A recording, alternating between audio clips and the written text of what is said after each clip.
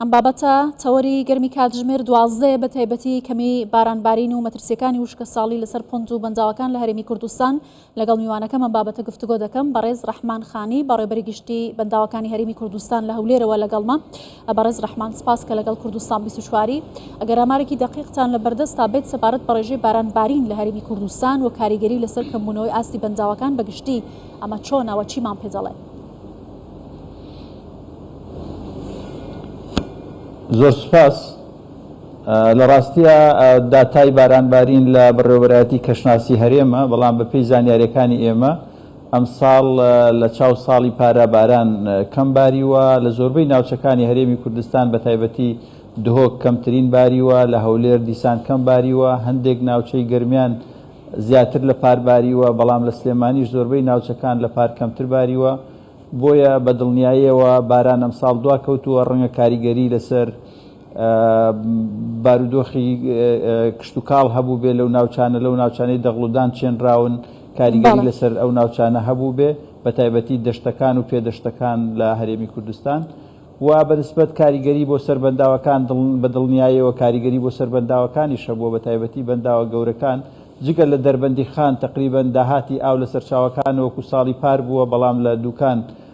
داهاتی ئاو زۆر کەم بووە، نزیکەی لە 140 ساڵی پار بووە، لە دهۆک نزیکەی لە 110 ساڵی پار بووە. و لە زۆربەی شوێنەکانی تر پۆند و بەنداوەکان لە ڕاستیە لەبەرەوەی ئاوی کەمە گرن یا خەزنی ئاوەکانیان کەمە. ئەگەری ئەوە هەیە کە لە مانگەکانی داهاتوو ئەگەر ڕێژەی بارانبارین زیاد بکە سەرڕێژیش ببن، چونکە ئەوانە پێویستیان بە ئاوێکی کەمە یا بارانی کەمە بۆ ئەوەی باشەکەواتە توانین بڵێن کە ڕێژەکە بەو ئاستەدادا بەزیوە کە مەترسی وشکە ساڵی بکرێت یا کاریگەری نەرێنی بۆ سەر ئاکەرتی کشت و کاڵ لە هەرێمی کوردستان هەبێت، یا هێشتا هیوایەک هەیە باگەری بارانبارینەوە بتوانرێت ئەم بابەتە چارەسەر بکرێت؟ بڵێ، لەبەرەوەی لە هەرێمی کوردستان زۆربەی ئەو ناوچانەی دەغڵودانە چێنن بە تایبەتی لە دەشت و پێدەشتەکان پشتیان بە باران بەستووە، بە دڵنیاییەوە کەمی باران یان ناڕێکی بارینی باران کاریگەریکی زۆری ئەبێ لەسەر بەروبوومەکان. بەنسبەت خەزنی ئاو لە بەنداوەکانە ئێمە لە ڕاستیە هێشتا لە سەرەتای وەرزی بارانبارینان، یعنی مانگی 2 مانگی 3 و مانگی 4 تەنانەت تا ناوەڕاستی مانگی 5 ئەگەری ئەوە هەیە کە داهاتی ئاو لە سەرچاوەکانەوە زیاد بکەن. بە تایبەتی 2 3 و 4 ئەو سێ مانگە لە هەرێمی کوردستان بەوە ناسراوە زۆرترین داهاتی ئاو بۆ لە سەرچاوەکانی ئاوەوە یا بوژانەوەی سەرچاوەکانی ئاو لەو مانگانەیە ئەبێ. ئێمە چاوەڕێ ئەوەین کە لە مانگەکانی داهاتووە بتوانین بەنداوەکانی خۆمان یا ئەو پۆندانی کە لە ناوچەکان جاجەکانی هەرێم هەن پڕ ئاو ببن یا خەزنی پێویستیان بکرێ بۆ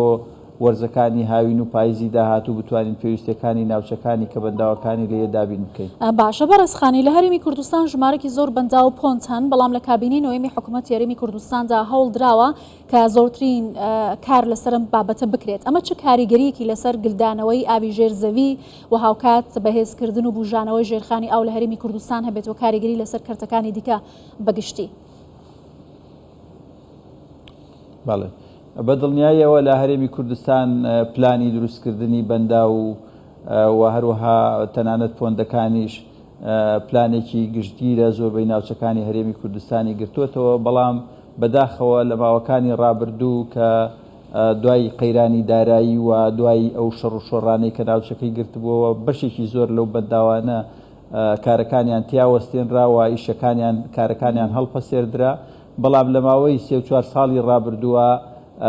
بەشێک لەو بەنداوانە کارکردن تیانە دەستی پێکردووە. ئێمە توانیمان لەو ماوەیە بەشێک لەو بەنداوانە تەواو بکرێن، نزیکەی ئێمە 8 بەندا و لەو بەنداوانە تەواو کراوە، بەنداوی تریش ئێستا لەژێر جێبەجێکردنان. و ئێستا حاڵی حاضر ئێمە 2 بەندا و لە دهۆک لە سنووری دهۆکن لە ماوەی ڕابردووە کارەکانیان وەستا بوو، وا لە هەوڵداین بۆی دەستی پێ بکەینەوە. لە سلێمانی وا چەقچەقمان تا ڕادەیەکی زۆر دەست پێ بکردوێتەوە لە قۆناغی تەواوکردنی ڕیدیزاینەکەین. بەنداوی باوەنور دەست پێکاتەوە و چەندین بەنداوی تریشەن لە سنوورەکە. بەنداوی بانووی تاڵەبان ئێمە لە هەوڵاین کە لە سنووری کۆیە ئەمساڵ ئاوی تیا خەزم بکرێ. بەنداوی ئاقوبان ئاوی تیا خەزم کراوە و ڕێژەیەکی زۆر کەمی ئیشەکانی ماوە ئەمانوێت تەواوی بکەین. ئەوە بەنداوی گۆمەسپانە ئاوی تیا خەزم کراوەتەوە. یعنی هەوڵەکان بەردەوامن لە هەموو شوێنێک لەو شوێنانەی کە ئەو بەنداوانەی لێ بە دڵنیاییەوە ئەو ناوچەی بژانوتەوە چ لە ڕووی کشت و کاڵەوە چ لە ڕووی گەشتیاریەوە چ لە ڕووی بژانەوەی ئاوی ژێرزەویەوە چ لە ڕووی ئاوەدانیەوە چ لە ڕووی باشبوونی دەرامەتی خەڵکی ئەو ناوچان زۆر باشە بەڵام هەندێک ناوچە هەن لە کوردستان کە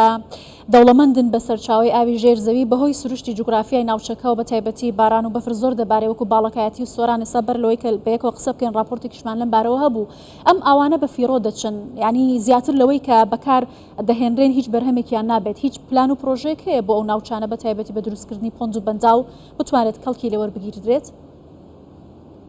بەڵێ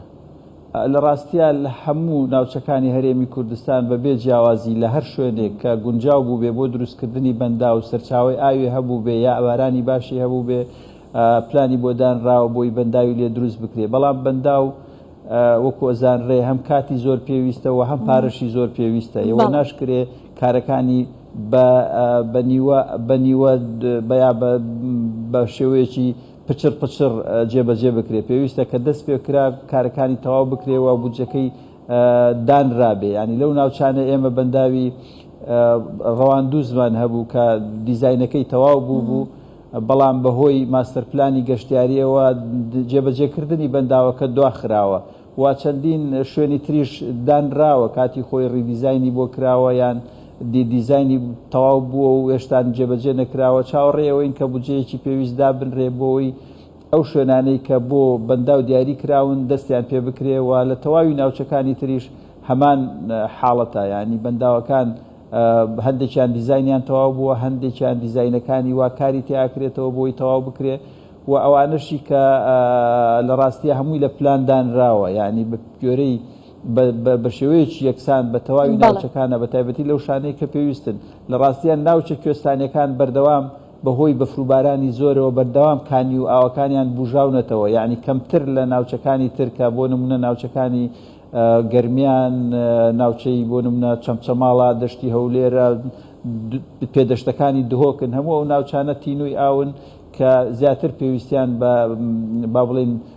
دروستکردنی بەنداو هەیە و ئەوانش دیارە بەپێی ئەولەوێتە لەکوێ ئاو زۆر کەم بێ حکوومەتی هەرێمی کوردستان وەزارەتی کشتتوکاڵ و سەرچاوەکانی ئاو لەو ناوچانەوە دەست پێکاوە هیچ ناوچەیەک لە هەرێمی کوردستان بۆ دروستکردنی بەندا و دابینکردنی سەرچاوی ئاوی پێویست پشتگوێ ناخرێ. بەڵێ بەڕێز ڕەحمان خانی بەڕێوەبەری گشتی بەنداوەکانی هەرێمی کوردستان زۆر سوپاس لە هەولێرەوە لەگەڵمان بووی.